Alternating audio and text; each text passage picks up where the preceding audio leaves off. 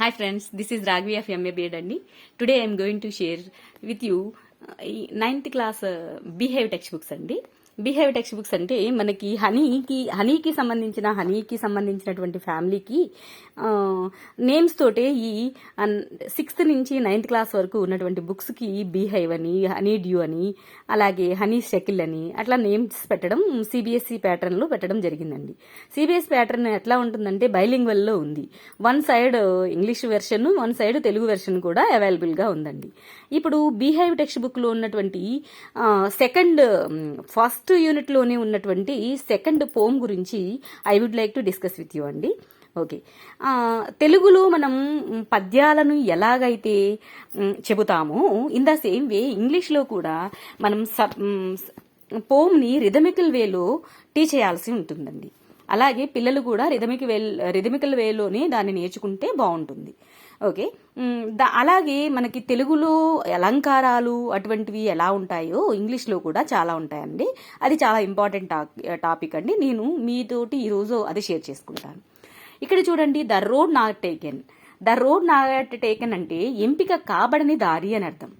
ఇక్కడ చూడండి, ఈ బ్లూ బాక్స్లో ఉన్నటువంటి మీనింగ్ చూసినట్లయితే this well noun poem about making choices and the choices that shapers.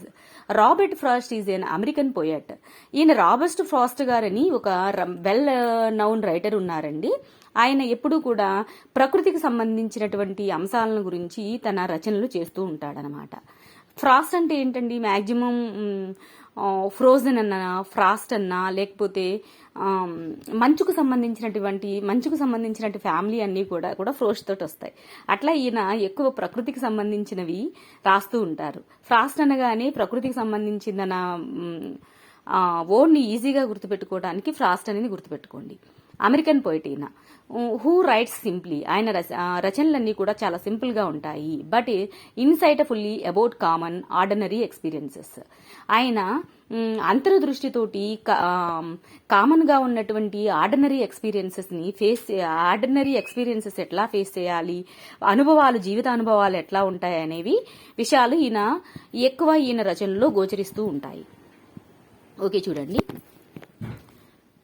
Two roads diverged in yellow wood, and I sorry I could not travel both, and be one traveler long I stood, and looked down as far as I could, to where it bent in the undergrowth, then took the other just as fair, and having perhaps the better climb, because it was grassy and wanted wear, though as for that the passing there had won them really about the same.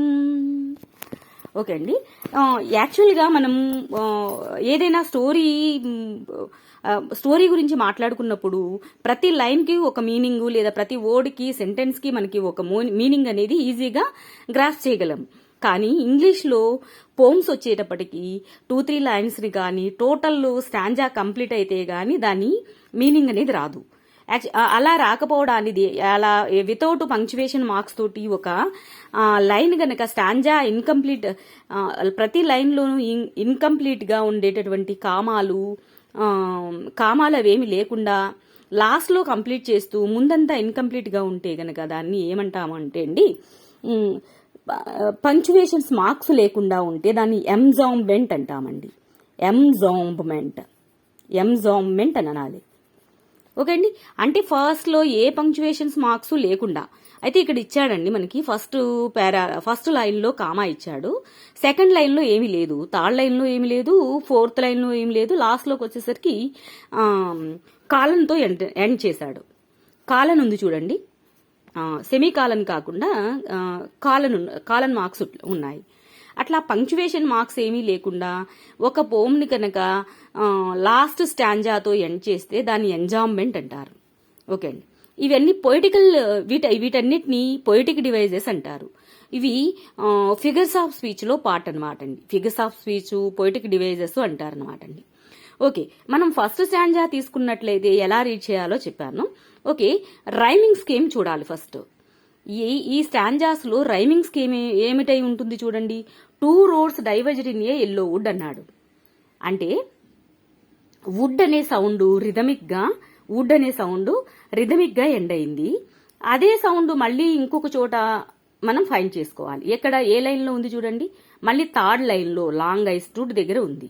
అంటే wood stood same sound pronounce చేస్తాయి కాబట్టి ఈ order ని ఏబిసిడిలో ఇచ్చుకోవాలి.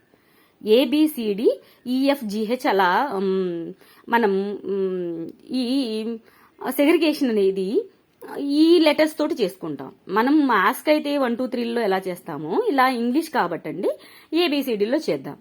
ఏబిసిడిలో ఇప్పుడు would అనేది ఏగా consider చేసుకుంటే స్టుడ్ అనేది కూడా ఏగానే అవ్వాలి. అంటే ఒకటే సౌండ్ తోటి కంప్లీట్ అవుతున్నాయి కాబట్టి first line A, third line also a, fourth line first line, second line, first line, third line, fourth line కూడా ఏతో ఎండ్ అయ్యాయి. కుడ్ ఉంది కదండి, అంటే కుడ్ కూడా సేమ్ సౌండ్ కదా.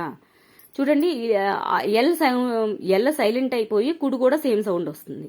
అంటే first line, third line, fourth line A A A అని పెట్టుకోవాలి.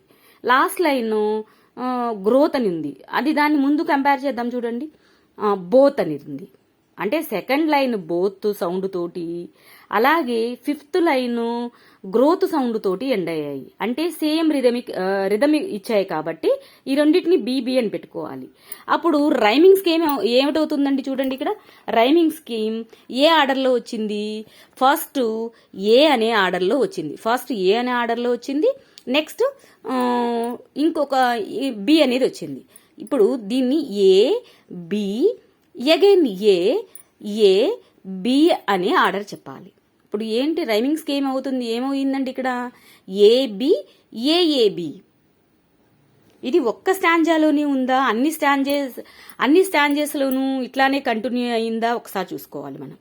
చూడండి, ఈ సెకండ్ స్టాంజాలో కూడా ఫెయిర్, నెక్స్ట్ థర్డ్ లైన్లో where, wanted where, as fair wanted where, next there also అదే సౌండ్ ఇచ్చింది కదండి. ఫెయిర్, వేర్, దేర్, అలాగే క్లైమ్, సేమ్. చూడండి, ఇక్కడ కూడా ఏది కంటిన్యూ అయింది ఆర్డరు, ఏబి ఏఏబి.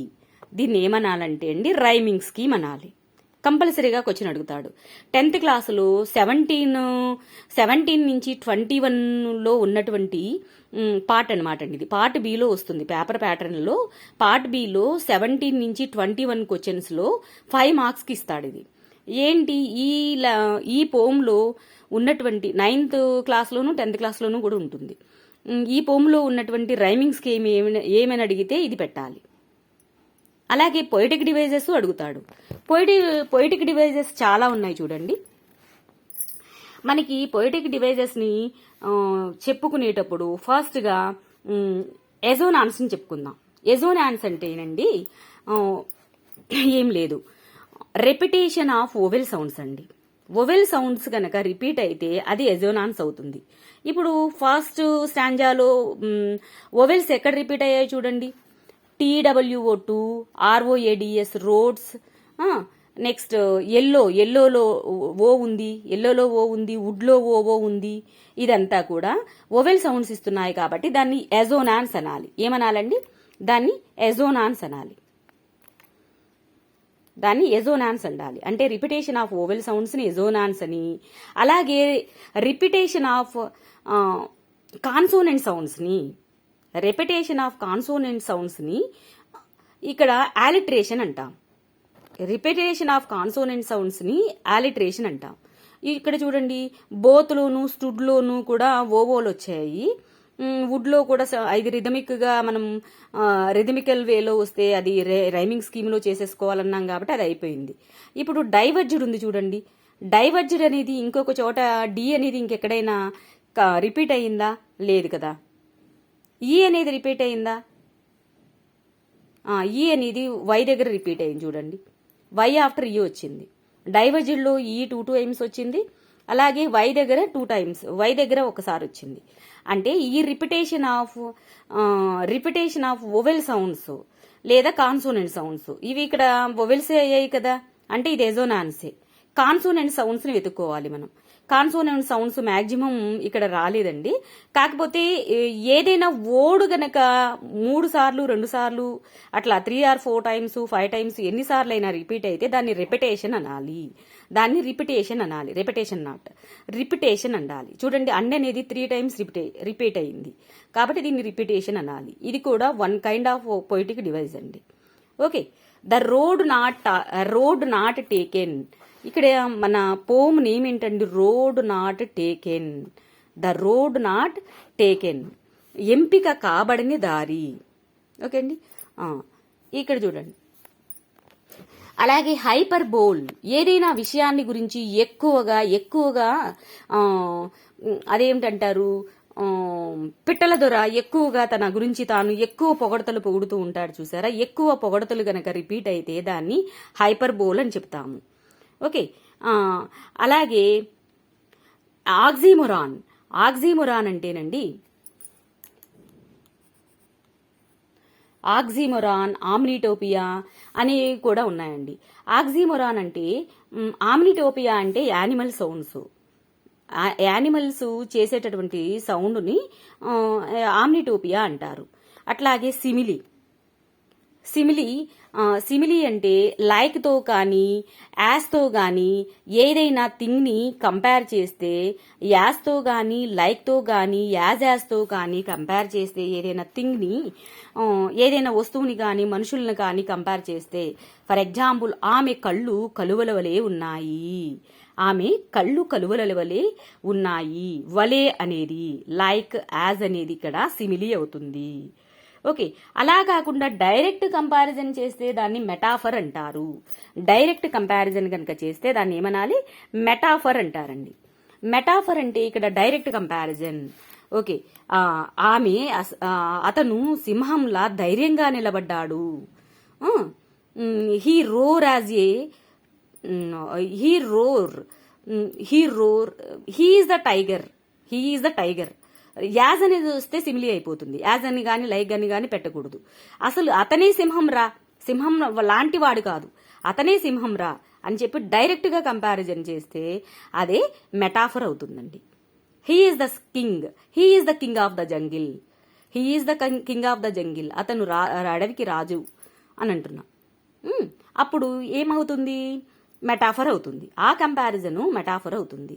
అలా కాకుండా ప్రాణం లేని వస్తువులను ప్రాణమున్న వస్తువులతో ఆపాదించి చెబితే, అంటే యూనివర్సల్ థింగ్స్కి కానీ యానిమల్స్కి కానీ హ్యూమన్ క్వాలిటీస్ని కనుక అప్లై చేసి చెబితే అది పర్సోనిఫికేషన్ అంటారు దాన్ని.